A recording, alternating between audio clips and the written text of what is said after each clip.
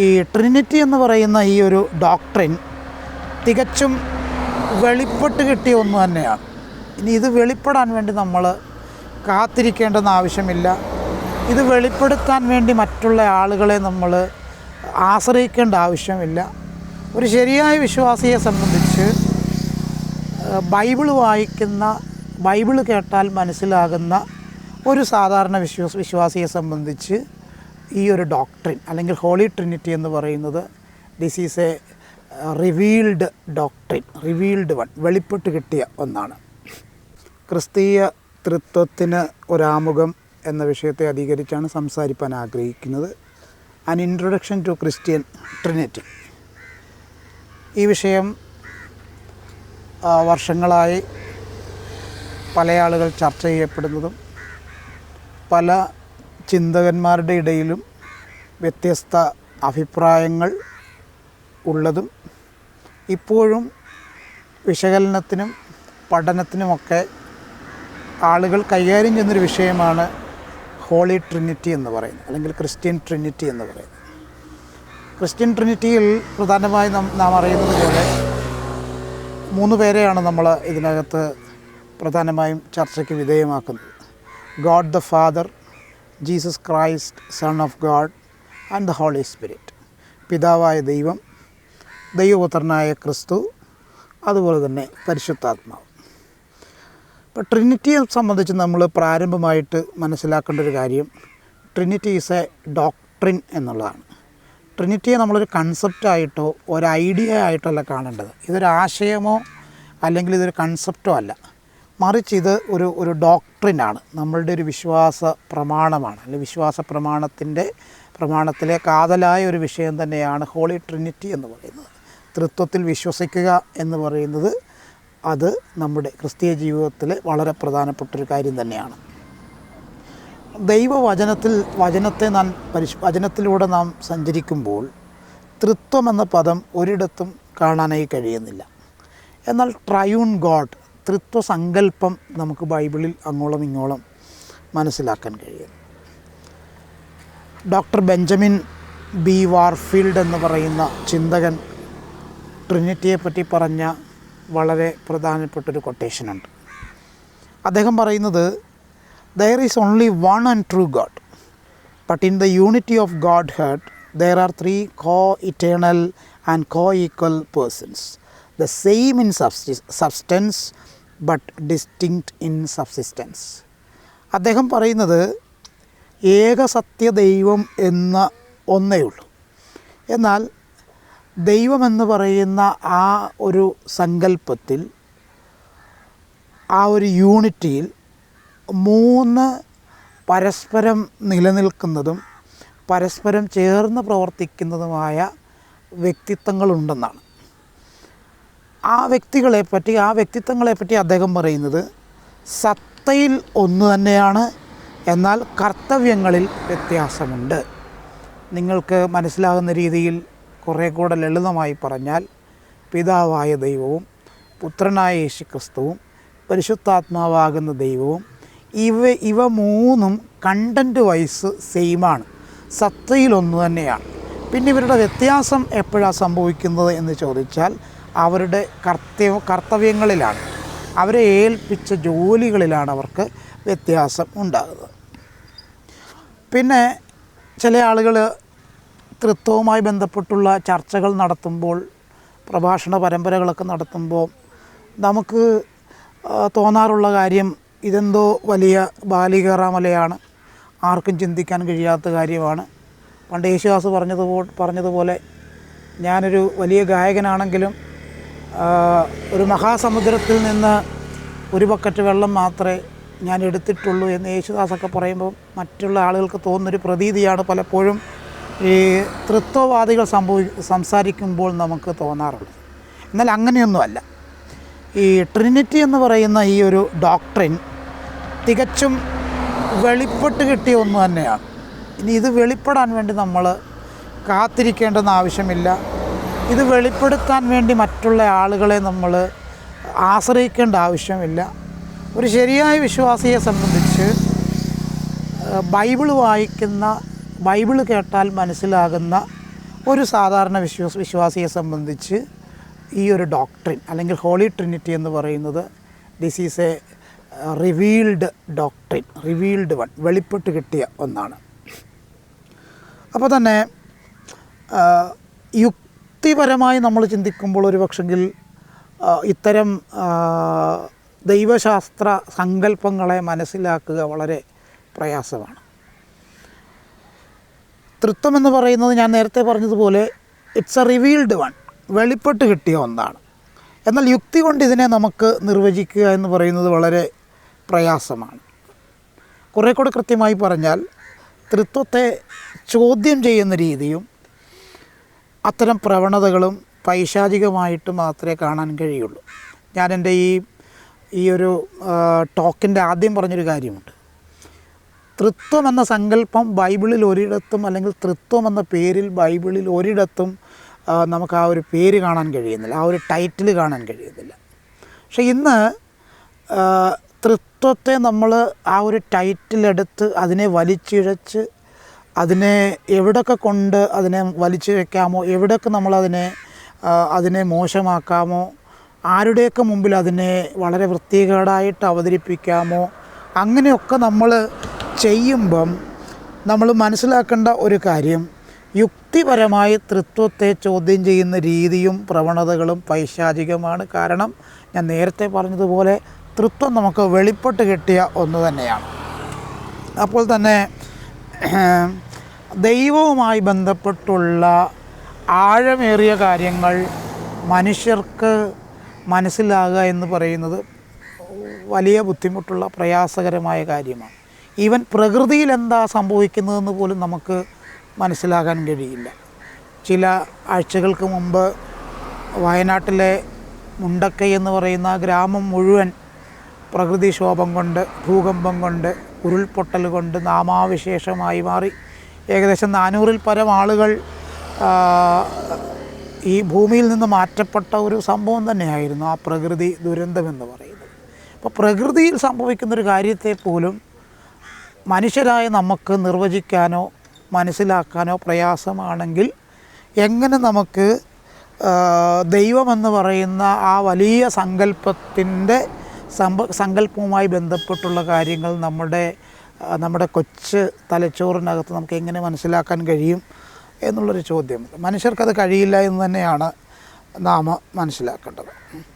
ഈ ട്രിനിറ്റിയുമായി ബന്ധപ്പെട്ട കൃത്യമായ ബൈബിൾ വേദവാക്യം എന്ന് പറയുന്നത് മത്തായി സുവിശേഷം 28:19 അതുപോലെ തന്നെ അപ്പോസ്തല പ്രവൃത്തി 1-ാം അധ്യായം 8-ാം വാക്യത്തിലും നമ്മളത് കാണുന്നുണ്ട്.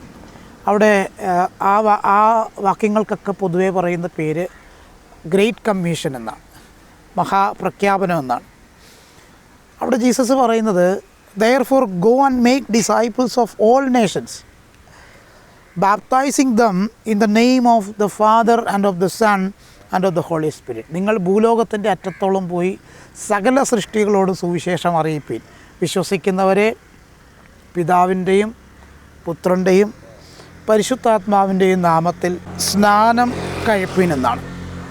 അപ്പോസ്തലനായ പൗലോസ് ട്രിനിറ്റിയെ പറ്റി പറയുന്നത് നമുക്കറിയാം. അദ്ദേഹം കൊരിന്ത്യയിലുള്ള സഭയെ ആശീർവദിക്കുമ്പോൾ പറയുന്നൊരു കാര്യമുണ്ട്.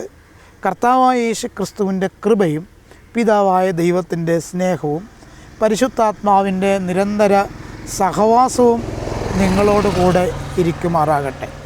ഇനി അപ്പോസ്തലനായ പത്രോസ് പറയുന്നത് പിതാവായ ദൈവത്തിൻ്റെ 1 പത്രോസ് 1:2 നിങ്ങൾ വായിക്കുമ്പോൾ മനസ്സിലാകും. പിതാവായ ദൈവത്തിൻ്റെ മുന്നറിവിനൊത്തവണ്ണം ആത്മാവിൻ്റെ വിശുദ്ധീകരണം പ്രാപിച്ച് അനുസരണം കാണിപ്പാനും യേശു ക്രിസ്തുവിൻ്റെ രക്തത്താൽ തളിക്കപ്പെട്ടവരുമായ വൃതന്മാർക്ക് എഴുതുന്നത് എന്നുള്ളതാണ്. ഇതൊക്കെ ഈ ട്രിനിറ്റിയുമായി ബന്ധപ്പെട്ടുള്ള ചില വേദഭാഗങ്ങളാണ്. നമുക്കിനിയും ട്രിനിറ്റിയിലെ ഓരോ പേഴ്സണാലിറ്റീസിനെയും നമുക്കൊന്ന് പരിചയപ്പെടാം. ഒന്നാമത് ഗോഡ് ദ ഫാദർ, പിതാവായ ദൈവം. ദൈവത്തിൻ്റെ പ്രകൃതി എന്താണെന്ന് വിശ്വാസികൾ മനസ്സിലാക്കേണ്ടതായിട്ടുണ്ട്. അത് ബൈബിളിൽ എന്താണ് പറയുന്നത്, ബൈബിളിലൂടെ എങ്ങനെയാണത് വെളിപ്പെട്ട് കിട്ടിയിരിക്കുന്നത്, അതിൻ്റെ അടിസ്ഥാനത്തിലാണ് നമ്മളത് മനസ്സിലാക്കുന്നത്. ദൈവത്തെ മനസ്സിലാക്കുക മനുഷ്യർക്ക് അസാധ്യമായിട്ടുള്ള കാര്യമാണ്. അതുകൊണ്ടാണ് അപ്പോസ്തലനായ പൗലോസ് പറയുന്നത്, ഇപ്പോൾ നാം കണ്ണാടിയിൽ കടമൊഴിയായി കാണുന്നു, അപ്പോൾ മുഖാമുഖമായി കാണും. ഇപ്പോൾ ഞാൻ അംശമായി അറിയുന്നു, അപ്പോഴോ ഞാൻ അറിയപ്പെട്ടതുപോലെ അറിയും.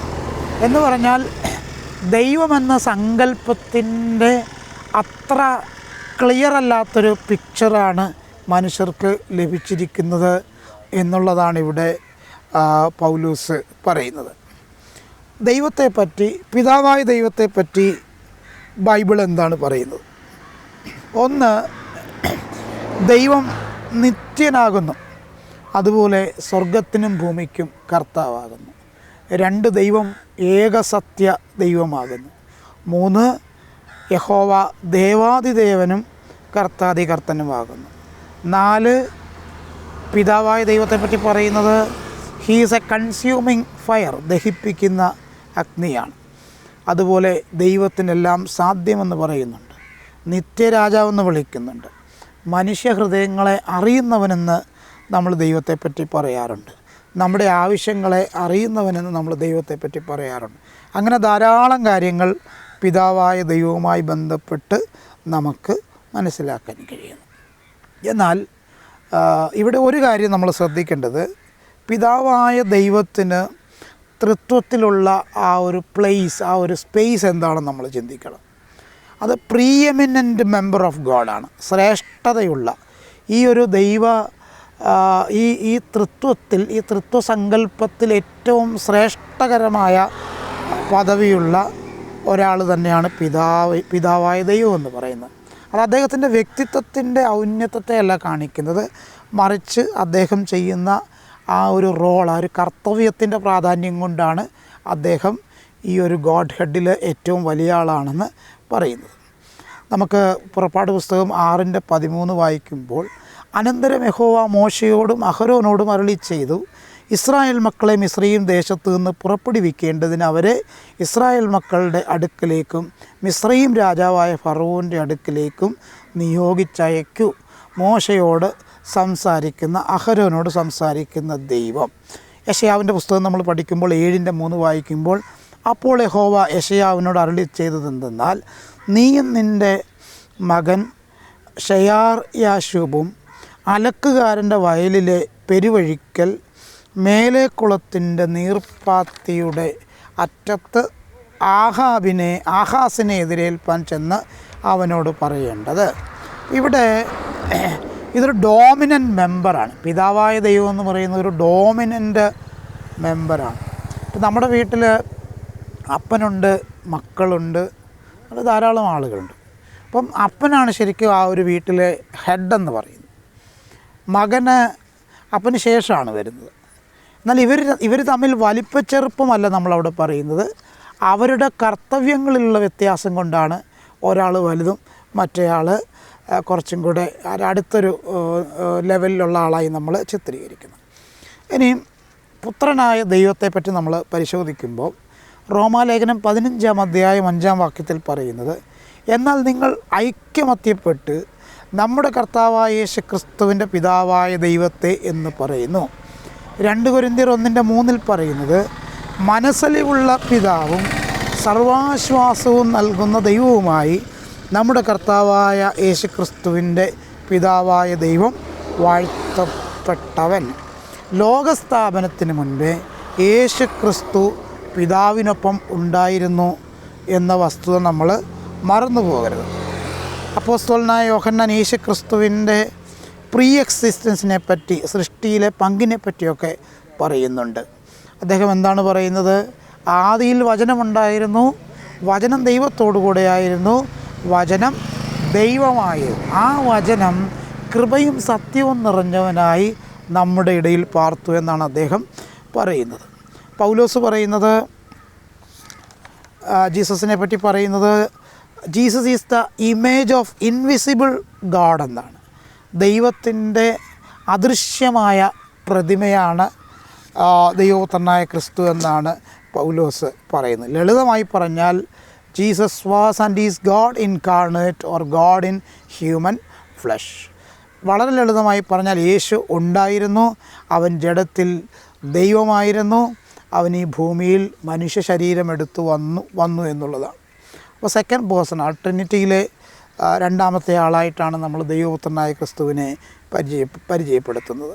യേശു ക്രിസ്തു തൻ്റെ പരസ്യ ശുശ്രൂഷയുടെ അവസാനത്തിങ്കൽ താനും പിതാവുമായിട്ടുള്ള ബന്ധത്തെപ്പറ്റി പറയുന്നുണ്ട്.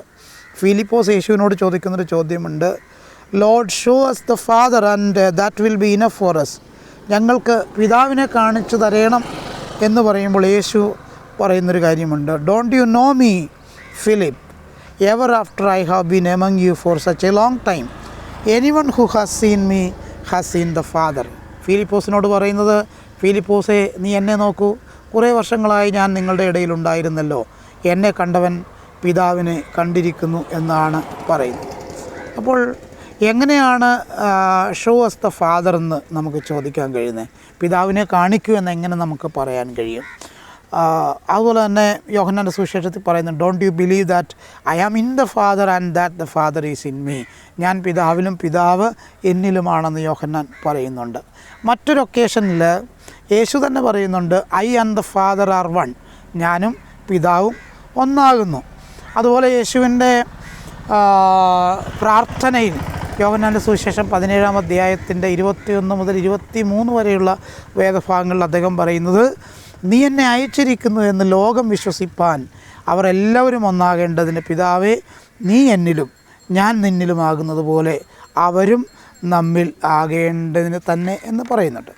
ഇനി മൂന്നാമതായി നമ്മൾ ഗോഡ് ദ ഹോളി സ്പിരിറ്റ് എന്ന് പറയുന്ന ഒരു പ്രധാനപ്പെട്ട കാര്യം കൂടിയാണ് നമ്മൾ ചർച്ച ചെയ്യാൻ പോകുന്നത്. അപ്പോൾ ഗോഡ് ദ ഫാദർ പിതാവായ ദൈവം, ഗോഡ് ദ സൺ പുത്രനായ ദൈവം, ഗോഡ് ദ ഹോളി സ്പിരിറ്റ് പരിശുദ്ധാത്മാവാകുന്ന ദൈവം. നമുക്കറിയാം, ഉൽപ്പത്തി പുസ്തകം 6-ാം അധ്യായം 3-ാം വാക്യത്തിൽ കൃത്യമായിട്ട് അവിടെ പറയുന്നുണ്ട്, എൻ്റെ ആത്മാവ് സദാകാലവും വാദിച്ചു കൊണ്ടിരിക്കുകയില്ല. അതാണ് സ്പിരിറ്റ് ഓഫ് ഗോഡ്, ദൈവത്തിൻ്റെ ആത്മാവ് തന്നെയാണ്. അത് ഉൽപ്പത്തി പുസ്തകത്തിൽ പ്രപഞ്ചത്തിൻ്റെ നിർമ്മിതിയിൽ തന്നെ നമുക്ക് ദൈവാത്മാവിനെ പറ്റിയുള്ള ആ ഒരു ചർച്ച അല്ലെങ്കിൽ ആ ഒരു സംഭാഷണം നമുക്ക് കാണാനായിട്ട് കഴിയും. അതുപോലെ തന്നെ the reality of God's Spirit extends through the Old Testament, although his visible work among the Israelites appears somewhat limited as compared to the New Testament. ഇവിടെ പഴയ നിയമം നമ്മൾ പരിശോധിക്കുമ്പോൾ പരിശുദ്ധാത്മാവിൻ്റെ കൂടുതൽ പ്രവൃത്തികൾ നമുക്ക് കാണാൻ കഴിയുന്നില്ല. കാരണം യഹോവയായ ദൈവം ഇസ്രായേൽ മക്കളുടെ ജീവിതത്തിൽ കൃത്യമായി ഇടപെടുന്ന ആ ഒരു ചരിത്രമാണ് പഴയ നിയമത്തിൽ പറയുന്നത്. എന്നാൽ പുതിയ നിയമത്തിലേക്ക് വരുമ്പോൾ വഴികാട്ടിയായി, കൗൺസിലറായി, സകല സത്യത്തിലും വഴി നടത്തുന്ന ആളായി പരിശുദ്ധാത്മാവിനെ നമുക്ക് കൂടുതൽ കാണാൻ കഴിയുന്നു. ഓൾഡ് ടെസ്റ്റ്മെന്റ് നമ്മൾ വായിക്കുമ്പോൾ ദ സ്പിരിറ്റ് കെയിം അപ്പോൺ എന്ന് പറയുന്നുണ്ട്. ന്യായാധിപന്മാരുടെ മേൽ ദൈവാത്മാവ് വന്നു, to enable them to perform extraordinary task. വളരെ അസാധാരണമായ അത്ഭുതങ്ങൾ ചെയ്യുവാൻ ന്യായാധിപന്മാരുടെ മേൽ ദൈവത്തിൻ്റെ സ്പിരിറ്റ് വന്നു എന്ന് പറയുന്നുണ്ട്. ശിംശോനുമായി ബന്ധപ്പെട്ടുള്ള ഭാഗം നമ്മൾ പഠിക്കുമ്പോൾ the spirit of God came rushing upon him എന്നാണ് പറയുന്നത്. അതിശക്തമായി ദൈവാത്മാവ് അദ്ദേഹത്തിൻ്റെ മേളിൽ ശിംശോൻ്റെ മേൽ വന്നു എന്ന് പറയുന്നുണ്ട്. അപ്പോൾ ഇവിടെ പുതിയ നിയമത്തിലേക്ക് നമ്മൾ വരുമ്പോൾ ദൈവത്തിൻ്റെ ആത്മാവിനെ നമ്മൾ പ്രാരംഭമായി കാണുന്നത് യേശു ക്രിസ്തുവിൻ്റെ ജനന സമയത്താണ്. ആത്മാവിനാൽ ഗർഭവതിയാകുന്ന മറിയ എന്ന ആ കന്യകയെ നമുക്കവിടെ പരിചയപ്പെടാൻ കഴിയും.